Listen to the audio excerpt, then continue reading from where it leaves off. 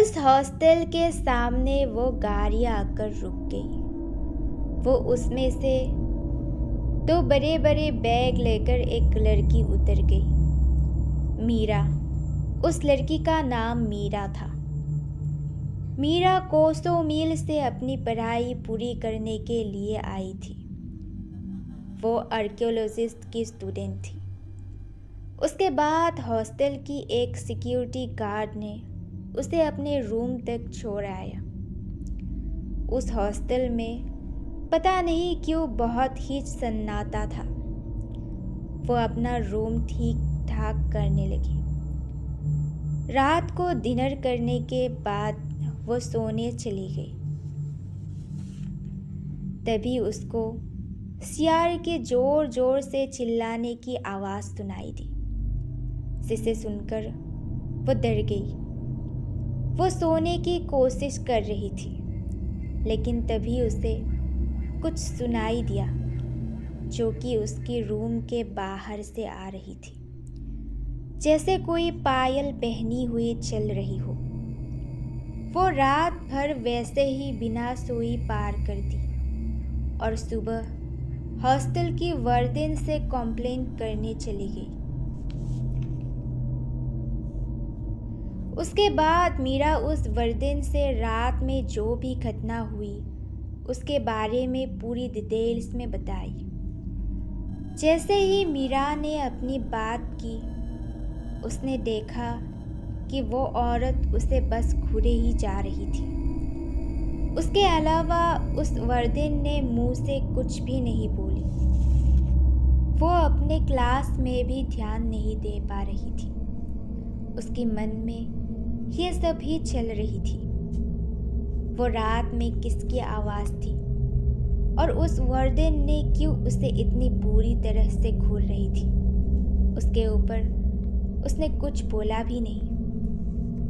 तभी एक लड़की ने उसे बुलाया, जो उसके ही साथ क्लास में बैठी हुई थी। उससे बात करके मीरा को पता चला कि वो भी आज सुबह ही नई नई इस हॉस्टल में रहने आई है और सेम क्लास में ही पढ़ती है।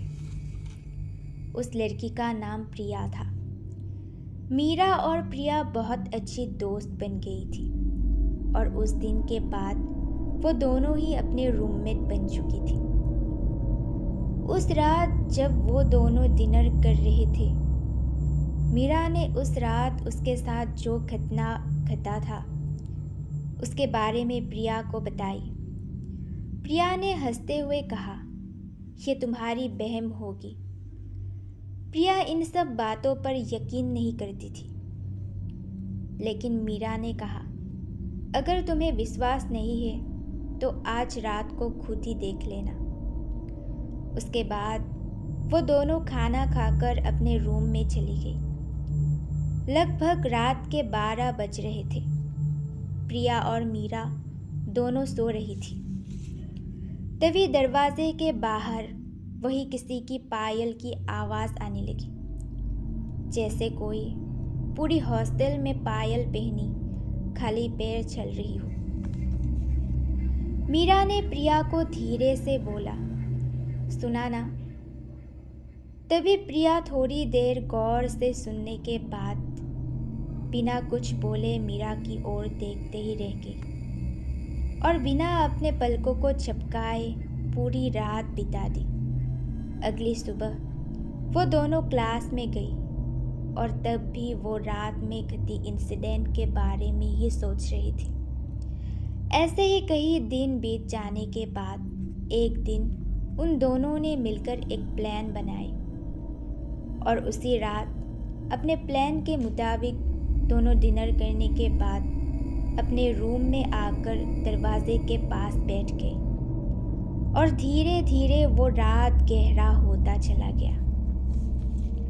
रात के ठीक 1 बजे उन दोनों को वही पायल की छनछनाहट सुनाई दी। तभी वो दोनों दरवाजे के नीचे से छुप कर देखने लगी और उन दोनों को जो दिखाई दिया वो बहुत ही भयानक मंजर था। हॉस्टल की वही वार्डन लाल साड़ी पहनी हुई बाल खोलकर बड़ी सी बिंदी लगाकर पायल पहनी हुई धीरे धीरे कॉरिडोर में से उन लोगों के दरवाजे के सामने से चली गई। उसी वक्त प्रिया ने नोटिस किया कि वो ज़मीन पर उसका पैर था ही नहीं, वो हवा में चल रही थी। वो दोनों डर के मारे उस रात सो ही नहीं पाया। अगले दिन जब वो दोनों क्लास के लिए निकले, तभी उन दोनों को उसी हॉस्टल की एक सिक्योरिटी मिला। उन दोनों ने उस सिक्योरिटी को रात के घटना के बारे में पूरी बात बताई। तभी उन दोनों को एक चौंकाने वाले सच के बारे में पता चला।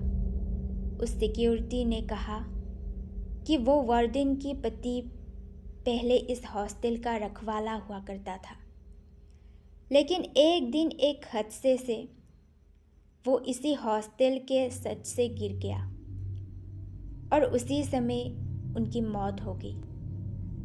तब से लेकर आज तक वो हर रात को अपने ही पत्नी के शरीर पर प्रवेश करके हॉस्टल की रखवाली करता है। वो दोनों ही असंभित होकर अपने क्लास के लिए निकल गए और जब दोनों क्लास करके हॉस्टल वापस आए, तभी उन दोनों ने देखा कि वो वार्डन वहीं पर बैठी हुई उन दोनों की ओर देखकर क्रीपी स्माइल कर रही थी।